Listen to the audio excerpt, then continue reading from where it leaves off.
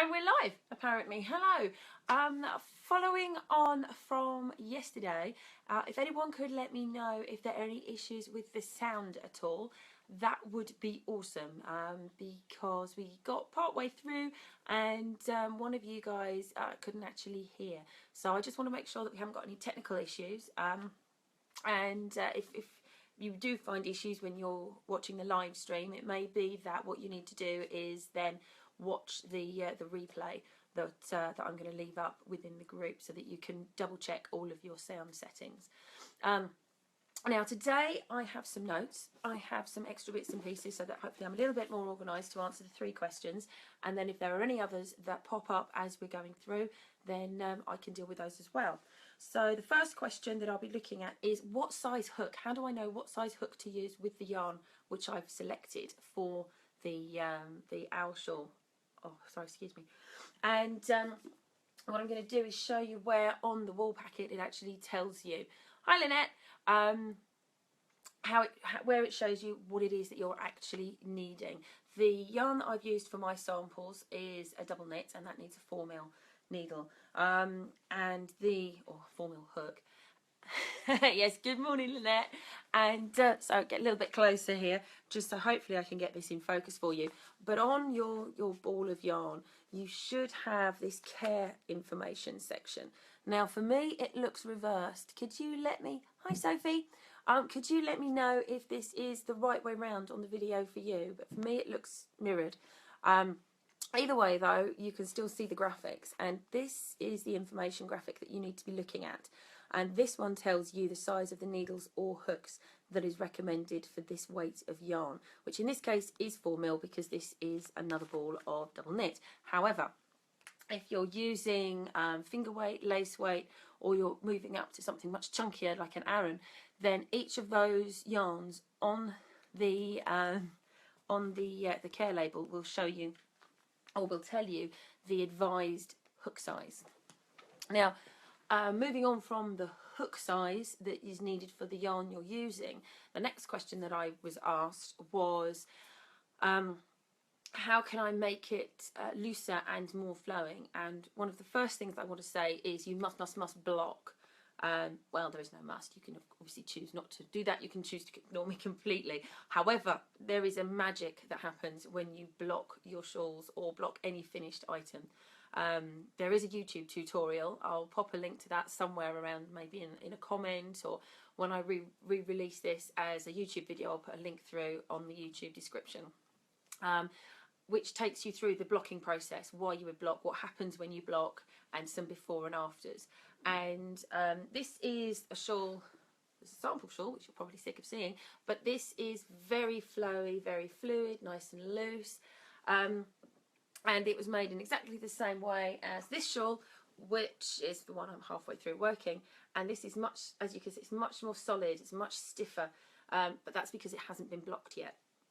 If you want to go for something much looser than this, then go up 1 or 2 hook sizes for the yarn that you're using. So for a double knit, go up to a 6mm hook or a 5mm hook. You can always experiment and see. If you start out when you're in the first couple of rounds, it's not going to take you that long to make those rounds, or to crochet those rounds, and then it's not too much of a faff if you then frog it, unpick it and start again if you've decided that the hook you're using is either too loose or too tight. So have an experiment, have a play around. It's to do with gauge as well. So if I'm quite a tight knitter. I am a tight knitter, but I'm also a tight crocheter. My tension is very, very high, very tight tension. I tend to find that my fingers get very, very tense as I'm doing it. I need to chill out and relax more, but I don't. I keep really high tension. Or if I try to concentrate on relaxing, then I go completely the opposite way and everything's suddenly really, really loose and baggy and saggy. So that's my answers to the looseness and flowing question. And then I'm racing through these so fast, I do apologise. And then the final one was around colour. And how do you get a gradient that runs throughout the entire shawl? So I've got a couple of bits and pieces for examples with me this time. Now this is a, if I stop sitting on it, is a gradiated ball of yarn, and it's got, or graduated ball of yarn, it's got random colour changes throughout, which gives you, it's still beautiful, absolutely stunning, but it gives you this effect of random colour change. They're tonally correct, they work together, and it's a sort of splotchy, splatty, marbly effect, and that's what you get from one of those types of balls of yarn. Now a more single or more mint gradation, not quite sure how you pronounce that, but where the colour is graduated from light to dark. If I show you one of my daughter's boots, it's very worn, but this was I bought a very, very large ball of Aran, which was, it was called ombre, and it went from dark through to light, and then it repeated light through to dark. However, that's not necessarily something that I want to happen through the middle of my shawl. If I'm working my shawl and I want to have a properly colour graduation effect, my grammar's going out the wall, I apologise. I want to start with a light or dark colour in the centre and then work out so that it becomes the opposite, light or dark at the edge, so that I have a gorgeous effect that goes from a light through to a dark, or a dark through to a light throughout the entire body of the shawl, so it is just one sweep of colour change. Now, I haven't found a ball of yarn yet that would allow me to do that. The closest I've got is one of these ombre yarns. However, you don't have to use a single ball of yarn to achieve that effect. Now, some of you may recognise these colours, these gorgeous squishy colours from an upcoming crochet along, which I'm going to be involved with.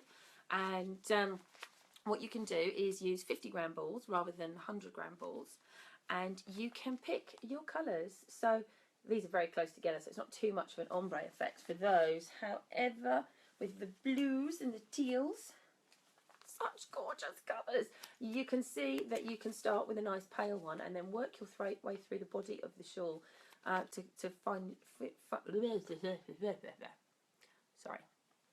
finish up with your darker colour. So you would start off in the centre with one ball of this. You might potentially work out 2 to 3 balls of your intermediate colour, and then finish off with a nice thin strip of 1 or maybe 2 balls of your darker colour. Bearing in mind that you know how much yarn you need for a shawl of this size, which is 200 grams, you will need 4 balls in any combination of your 3 colours. So what would I suggest? I would suggest you have 1 ball of the lightest, 2 balls of the intermediate, and then 1 ball of the darkest, so that you have a nice dark hem or strip at the base of the shawl. But obviously it's up to you entirely, and you can mix and match and pick your colour selections as you wish. And that's how I would create the graduated effect of the colour fade through the in a controlled way through the actual shawl. So does anybody out there have any other questions for today, or is that going to be it for today's live Q&A? It's all happened rather quickly.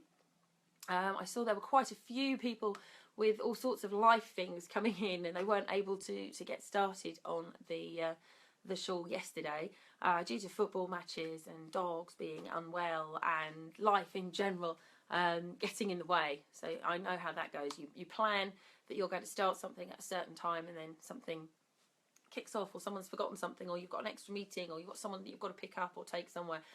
These things happen, but as long as you're joining in and you're following along with what other people are doing, then hopefully the spirit of the crochet along will keep you moving and you won't get disheartened.